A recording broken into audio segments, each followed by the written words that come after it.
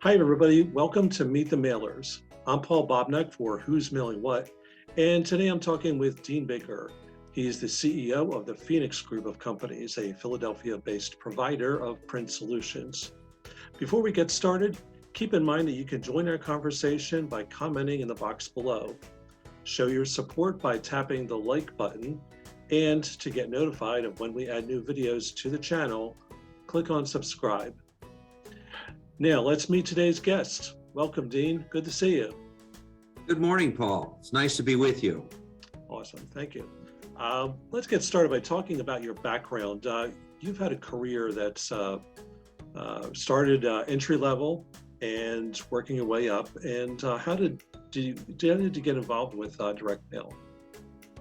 So I really got involved with direct mail when I was working with clients in the Washington, D.C. area that were doing direct mail fundraising and providing printed components that were part of direct mail packages, and then became involved and started the Baltimore chapter of the Direct Marketing Association back in the 90s. Okay. And really saw the power of direct marketing and its ability to attract new donors to organizations, to keep them informed about activities that different types of nonprofit organizations were doing. And so I was working with groups like the Cystic Fibrosis Foundation, Nature Conservancy, World Wildlife Fund, Paralyzed Veterans, and many more. And then, of course, direct mail agencies that serviced nonprofit organizations to help them raise funds to do the mission work that they were doing. Yeah, so that was my first introduction really to direct mail, and I love the math of it and the trackability of it, and the effectiveness of direct mail. Yeah, absolutely. And what does your role involve today as CEO of the Phoenix Group of Companies? So in that capacity, I oversee the operations, strategic planning, sales. I guess, as they say, the buck stops here of the Phoenix Group of Companies, which consists of 5 companies, and we can get into that a little bit later. Sure, But please do. I joined the Phoenix Group of Companies after being president of Intelligencer Printing in Lancaster, Pennsylvania, which later became IntelliCore, and joined the Phoenix team right at the start of the pandemic in 2020. Oh, okay. So a great time to make a transition. Really, right. Several transitions at once, as it turns out. Right, yeah. Mm-hmm. Cool. So keeping in mind all of Phoenix services, and we can talk, about the all the different things that the company does, but what type of services a company specifically offer to marketers dealing mostly with direct mail?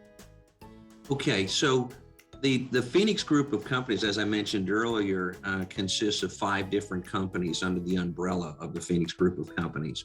And all of that started with Phoenix lithographing 58 years ago, and was started by Barry Green, our founder, who is still very much involved in this business. And so in the Phoenix lithographing facility here in Northeast Philadelphia is a real print powerhouse with, I guess, 7 web presses, 6 sheet-fed presses, 6 digital presses, as well as a complete bindery and mailing departments. So that's all here in a 150,000 square foot facility in Northeast Philly. Mm-hmm. In addition to that is Innovation Marketing and Communications, which is our division that does digital print, wide format, signage and packaging, and houses our direct mail division, where these 6 digital presses are, and mailing department that handle both self-mailers and letter packages. Okay, That's the second company in the 5. And then there is Phoenix Veterans, which is based in the Chicago area, and that's a point of purchase display, signage, and packaging company with really large presses. Up to 81 inches is the largest sheet fed press in the country. We have one of those there. So that does a lot of POP work. Yep.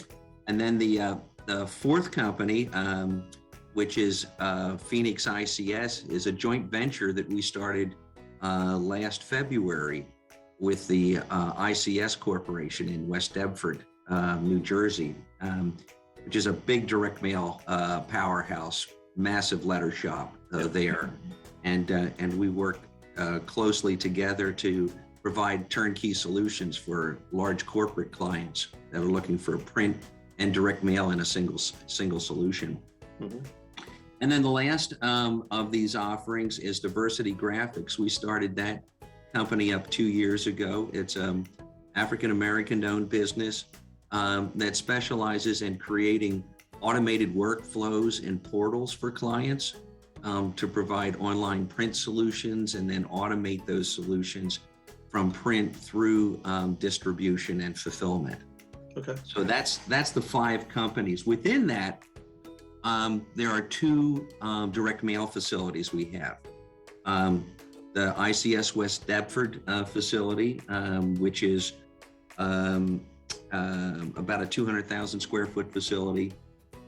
There we have over 60 inserters, a dozen machines that do card tipping capability, 3 commingling lines, and the capacity to do about 100 million letter packages a month. In addition to that, our Northeast Philly direct mail facility is about a 75,000 square foot facility. And there we specialize in self-mailers and letter packages, say under 1 million, under 2 million to 1 million pieces. Mm-hmm. So smaller campaigns, okay, and trigger programs, that type of thing. Both of these facilities are SOC 2 Type 2 certified, and both are USPS seamless acceptance. Mm-hmm. Cool. Well, so certainly we expect that. Maybe a little later we can just talk about those trigger campaigns. That sounds sure. Interesting.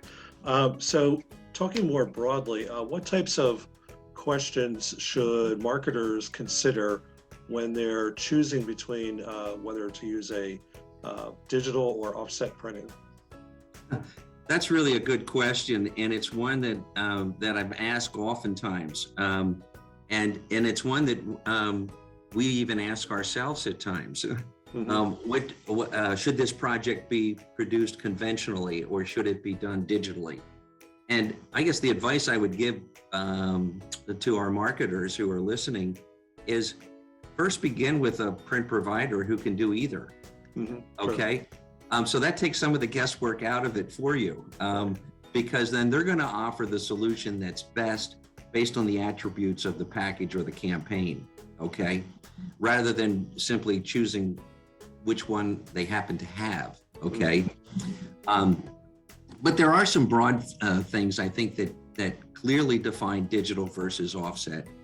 And one of those is if you have a program that has variable full color content, okay, then clearly that's going to have to be done in a digital application, either digital sheet or digital web-fed presses, okay?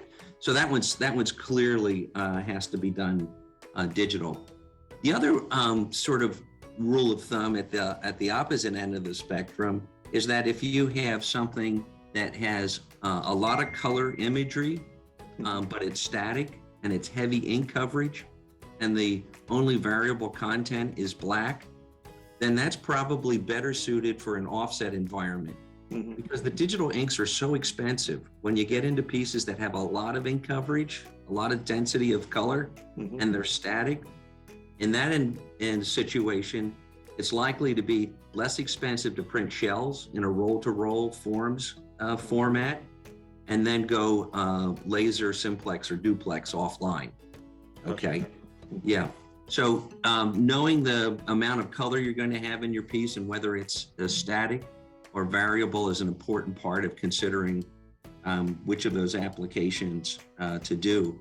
One of the things that I'm seeing as we've brought on digital web presses and digital sheet fed presses, and also have that offset and roll-to-roll forms capability, is I'm seeing in those areas where even when it's static color and black and white variable, if it's lighter ink coverage, we're seeing more clients even going to a digital application, because they don't have to pre-print shells and try to guess what they're going to need when they finally finish their list sorts, okay? Yep. Do their data processing.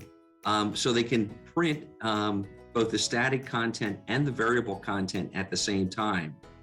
And the cost will be very close. Sometimes there may be a little bit of savings, or it may be a few cents more, but you can get to market faster, okay, by doing it as a single process. Mm-hmm. So that's kind of the guidelines I would use for it. And that's sometimes an important consideration for some marketers is being able to get in the mail sooner. Yeah, and work with the freshest data, right? Mm-hmm. Right. Yeah. Yep. Mm-hmm. Yep. Yeah. So one of the things I saw on your company's website is a lot of talk about sustainability. And talking broadly, how can print be sustainable today? You know, it seems like with this sustainability discussion comes in ebbs and flows. Yeah. You know, in the last few years, I think the interest has waned in sustainability, but is now coming back, and we're having more of those conversations. I think one thing that's important to keep in mind is that many of the raw materials and the processes used in printing, in direct mail, it all begins with paper, and paper is a renewable resource, right? Right. You know, it comes from trees, right? And it's absolutely fascinating. I don't think a lot of people realize that there are actually more trees in America today than there were 100 years ago. Right. I mean, here on the East Coast alone, there's twice as many trees in existence as there were 70 years ago. Mm-hmm. And of course, you know, trees soak up carbon, all right, CO2. Yep. So they're they're really good for the environment. And let's face it, we wouldn't be growing all these trees if we weren't using wood and paper products. Right. Okay. Well, it's renewable. So from that standpoint, you know, print is not only, and direct mail is not only using renewable resources, but itself is recyclable. Mm-hmm. Okay. You know, so that direct mail stuff, when you're done with it, throw it in your recycle bin. Absolutely. Okay. Not in the trash bag.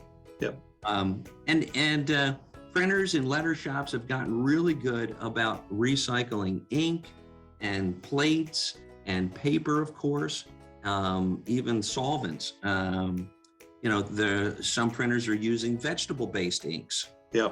And the newest inkjet digital web that we've just installed last month is all aqueous-based inks. Okay, no VOCs. Again, very good for the environment. So I think there's a lot of ways to look at how we can make print and direct mail sustainable. The last one I would throw out, and we've done this for some clients who are very environmentally conscious, or their patrons are, and that is we've printed stuff using wind-generated electricity. Oh, yeah. So we'll calculate how much electricity will be required to produce your piece, and then go out on the open market and buy renewable energy credits for energy that was created by wind or solar. Right. Yep. And you can actually calculate what your carbon footprint savings was as a result of that decision, and, you know, put a little, you know, statement perhaps on your letter package. Yeah. So that's kind of a neat extra thing to do to demonstrate how your company is sustainably producing its direct mail. Yeah, cool. Well, I mean, I think that's important, certainly for some of your clients, as well as for their customers who are looking for that. Mhm, mhm. Yeah. Related to this discussion is we know that paper cost and supply chain issues have put a lot of pressure on marketers to save money on producing their direct mail. What are some good ways, from your point of view, for them to keep costs under control? That is a huge issue here in the last 6 months. It really has. I mean, and even to the point of, let's take cost out of the equation for a minute. Mhm. Can you get the paper? Right, right. Just that I've had alone. major mailers who have simply had to change their cadence of mail Mhm. because of not being able to get the paper required at any price. Yeah. Okay. Um, I think the best advice I can give people is to plan ahead, to work with your printer and plan ahead. Mhm. You know, try to look out at least 2 months or 3 months. We're doing more forecasting with our clients Mhm. to look at what their projections are. Okay, that helps us or your printer, giving them time to source the paper. Okay, Mhm. and they may have to source it from multiple sources. Okay, so that's certainly one thing that can help. The other piece of advice I would give is to be flexible. Yeah. You know, you may have had your designer specify that insert should be on, 100-pound satin text Yeah. of a specific brand. And I'm having more and more clients say, I don't care, 100-pound satin, matte, dull, gloss, whatever you Yeah. can find. Right. At this point. Yeah, and the Yeah. same is true with even just your letters or forms. Okay, you may have traditionally done something on a 60-pound offset. Well, maybe we can get 70-pound offset for you Mhm. for this next mailing, and 60 after that. So that kind of flexibility, I think, is really important. Mhm. I think we are going to see some easing of the paper constraints. As we go into the third and fourth quarter, I think that's going to ease up a little compared to what we've seen in the past 6 months Right. with the UPM mills from Finland and Finland, Germany coming back online. We're still not going to be in a balanced market where supply and demand are equal, but I think there'll be less imbalance than what we've seen in the last 6 months. Okay, that's good to know. That's good to hear. Shifting gears a little bit, marketers and brands today know the value of personalization in direct mail. What types of steps should they take to get the most out of personalizing their mail? That's an interesting question. And even just yesterday, I was talking to a client that was here at our facility working with us on a project. And he was telling me about his company has a tremendous amount of data about their customers. Mhm. This was a travel company, so to speak, in the travel industry.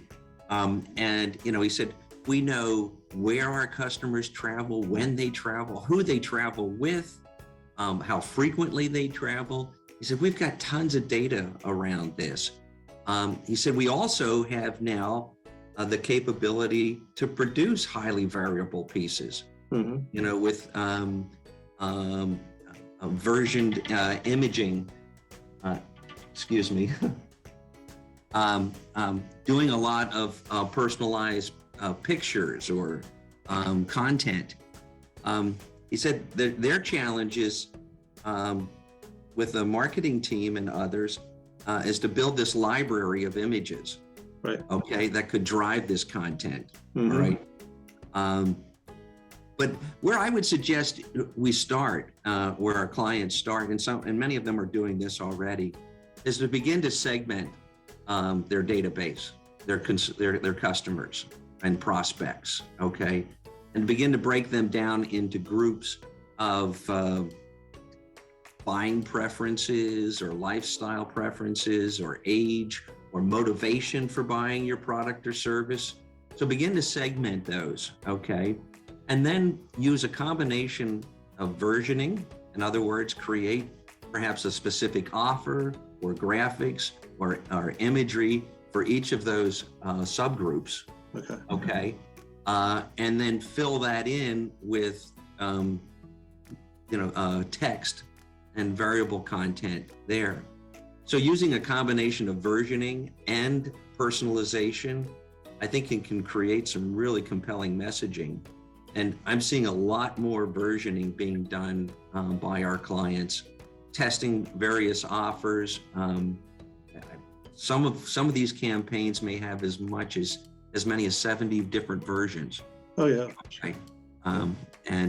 And with digital output, it doesn't matter. Every piece could be different. Mm-hmm. But that's a good way to start, with segmentation, versioning, and then personalization. Cool. Well, what would you say is the best value proposition for direct mail? Why does it, and you touched on this a little before, why does it still work so well today? It is, and I think we're seeing a resurgence in direct mail. The last 2 years, we're now seeing direct mail volumes that are higher than pre-pandemic. Okay, cool. Okay. Great. Yeah. This is what our clients or our major mailers are telling us. They're mailing more than they were in 2019. Mm-hmm. Right. And they're continuing to get results that even at these higher paper prices or higher postage prices, still are providing a good return on investment. I think part of that is, I read a stat the other day, published by the DMA, and it said that the open rate during COVID went up 10%. Oh yeah. Kind of makes sense. People are at home. They have the time to go through their mail now, right? Yeah. The other thing I think that's fascinating is that 73% of Americans actually like getting mail.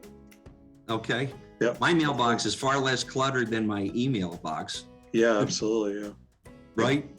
Yeah. And I think the other thing too is that consumers trust direct mail. I get email solicitations that sometimes I'm afraid to even open. Right. Because I don't recognize the source. So direct mail is fabulous at customer and member acquisition. Mm-hmm. Okay, where it's an organization you don't have a relationship with. Getting a direct mail piece, you look at that and you think, okay, that's physical, it's substantial. This had to be a real company that created this thing, right? Mm-hmm. Mm-hmm. I get an email blast from an unknown entity. I'm not sure if they're real or not. Right, or the sketchy possible links in there. Yeah. Right. Yeah. Yep. So I think that mail has a trust factor, okay, that maybe other channels don't.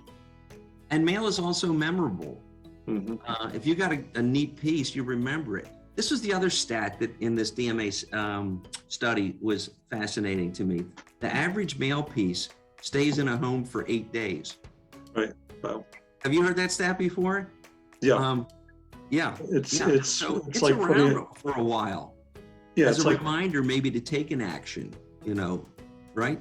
Right. Well, everybody deletes their email fairly quickly, but a good direct mail piece, you have it in a prominent place, maybe you put it on a desk or even better on a fridge, and there you're staring at it and it keeps reminding you. Right. It's reminding me I wanted to follow up on this. Right. I didn't have time to fully digest it now, but I got enough of a level of interest that I'm going to follow up on it and look a little deeper.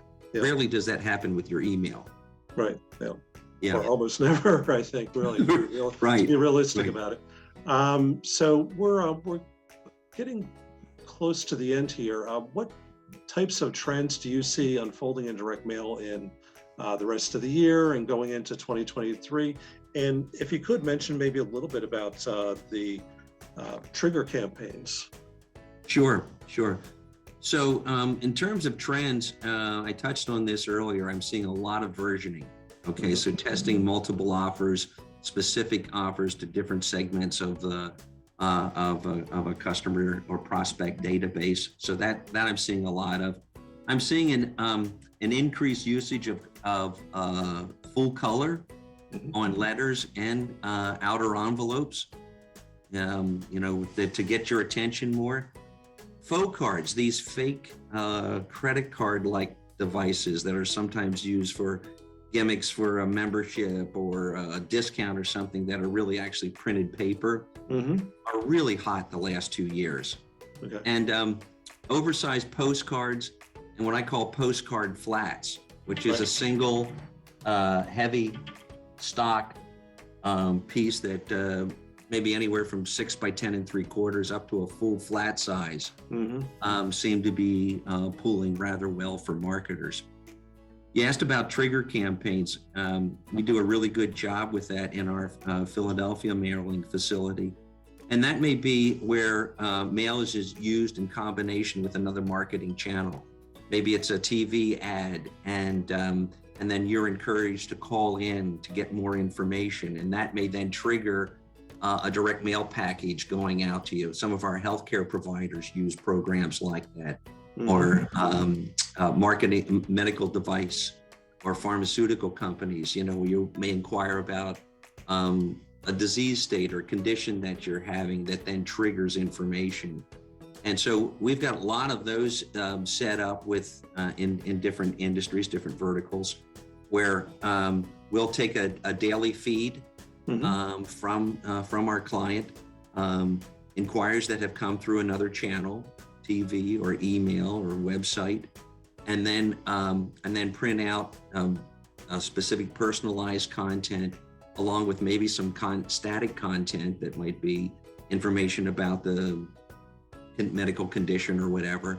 Right. And then that gets mailed out, and that's a steady stream of follow-up. And of course, that combination of multi-channel marketing is very, very effective.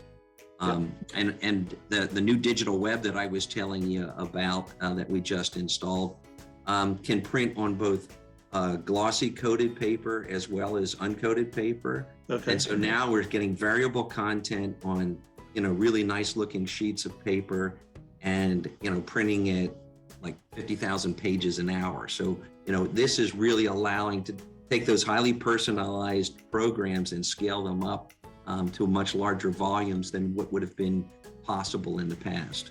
And basically it closes the sale after the other channels that feed into it have started the customer down there. Right. Yep. Another touch point. Yep.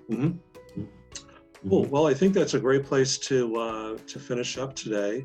How can people find out more about the Phoenix Group for possible partnership, consultations? Sure. Well, you can find out more about us on the web, of course, which is phoenixlitho.com, phoenixlitho.com. Okay. You can also make an inquiry to info@phoenixlitho.com, or contact me, Dean Baker, or D Baker at phoenixlitho.com. Okay, awesome. Well, thanks again for being here today. I really appreciate it. And thank all of you out there for joining us today. Remember that you can join our conversation by commenting in the box below. Show your support by tapping the like button, and click on subscribe to be notified of new videos. If you are interested in being featured in a future Meet the Mailers, I want to hear from you. My contact info can be found in the paragraph below, simply by tapping Show More. Thanks for watching Meet the Mailers, and see you next time.